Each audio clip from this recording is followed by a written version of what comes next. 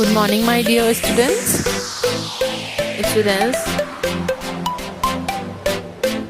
As we have completed our chapter 6, and today I will teach you chapter 7, My Dog and I. Okay, let's start. Reading skills. I was walking in the park with my doggy Snowy. So, students, in this chapter there are two characters. Okay इस story में to characters हैं, एक है doggy snowy और एक doggy का owner है, जो कि डॉगी का ओनर मतलब कि जिसने डॉगी को पाल रखा है, जिसके पास डॉगी है। सो वो बताता है कि एक दिन मैं पार्क में अपने डॉगी के साथ घूम रहा था और मेरे डॉगी का क्या नाम है? Snowy. Okay, so a balloon man means होता है जो कि गुब्बारे बेचने वाला होता है। ठीक है, तो यहाँ ये बॉय बता रहा है कि इसने एक बलून मैन को देखा। बलून्स तो सभी को अच्छे लगते हैं ना, कलरफुल्स बलून। तो ये उन बलून्स को बेचने मतलब गुब्बारे बेचने वाला था। ठीक है ना।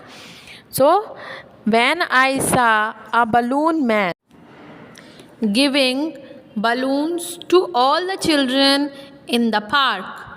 I was walking in the park with my doggy Snowy when I saw a balloon man giving balloons to all the children in the park. Means ये जो बॉय है जिसका स्नोवी डॉगी है वो बताता है कि जब मैं पार्क में घूम रहा था तो मैंने देखा कि एक बलून मैन मीन्स के बलून बेचने वाला वहाँ पार्क में जितने भी बच्चे थे उन सबको क्या दे रहा था?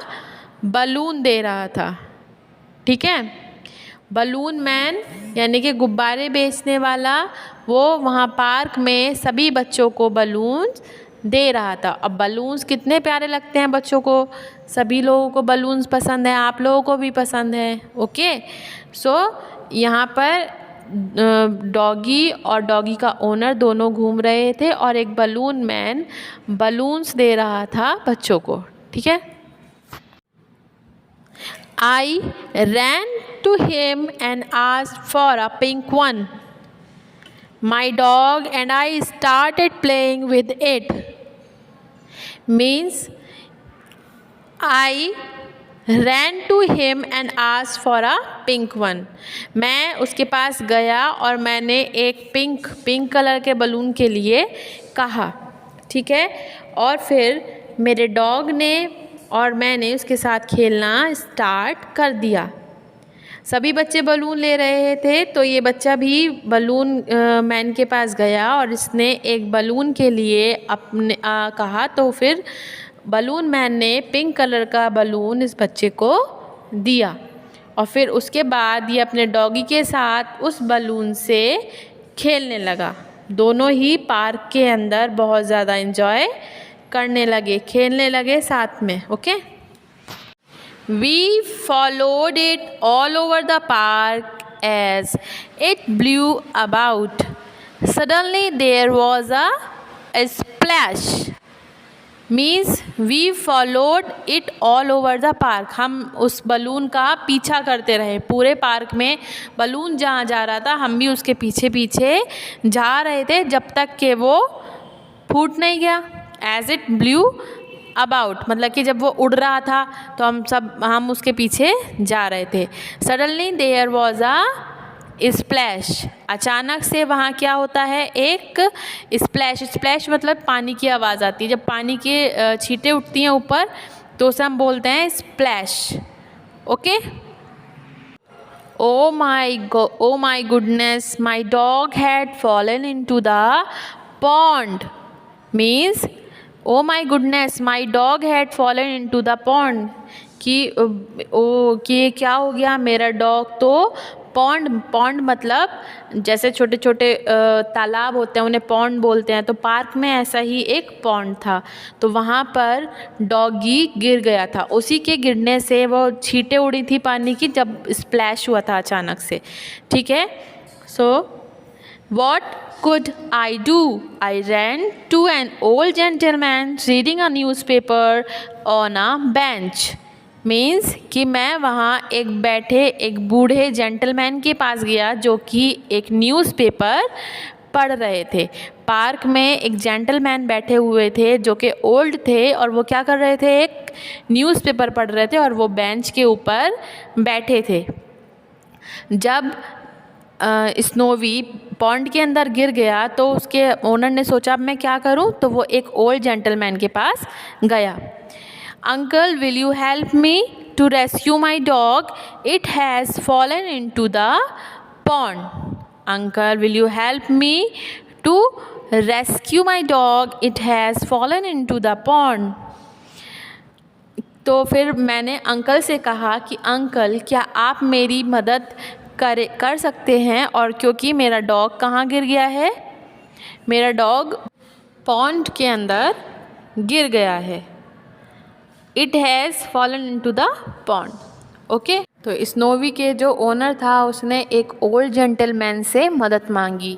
जब उसका डॉगी तालाब में गिर गया तो उसने एक ओल्ड जेंटलमैन से मदद मांगी और उनसे कहा कि अंकल प्लीज़ मेरी मदद करिए क्योंकि मेरा डॉग पॉन्ड के अंदर गिर गया है और मुझे समझ नहीं आ रहा है कि मैं कैसे उसकी मदद करूं। Okay, of course I will, let's see what can I do, he said. He took his umbrella and went to the edge of the pond. जो वो जेंटलमैन थे वो बोलते हैं कि यस ऑफ कोर्स, कि हाँ क्यों नहीं, मैं करूँगा, ज़रूर करूँगा, चलो मैं देखता हूँ कि मैं तुम्हारे लिए क्या कर सकता हूँ।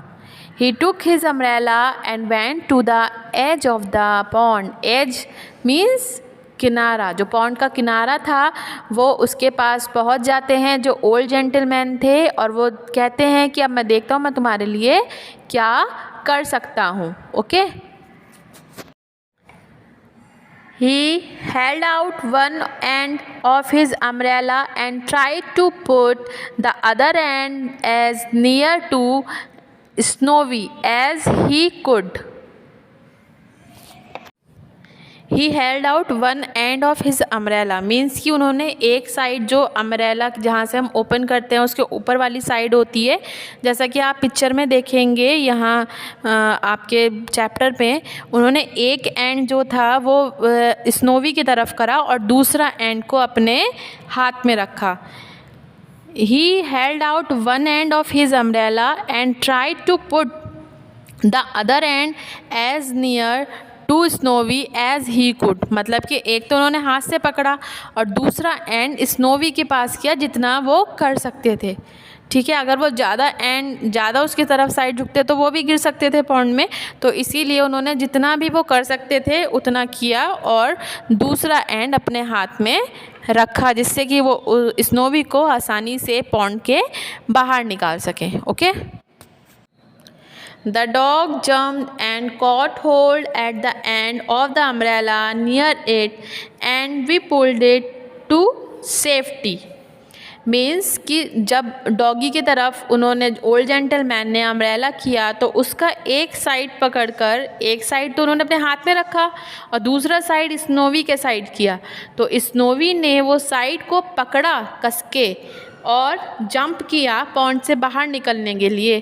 तो जैसे ही स्नोवी ने जंप किया तो उन्होंने उसको एकदम से पॉन्ड के बाहर निकाल लिया। सेफ्टी मतलब कि सेफ्टी से। सो वो बाहर, स्नोवी पॉन्ड के बाहर निकल गया और जो उसका ओनर था वो दोनों बहुत खुश हुए।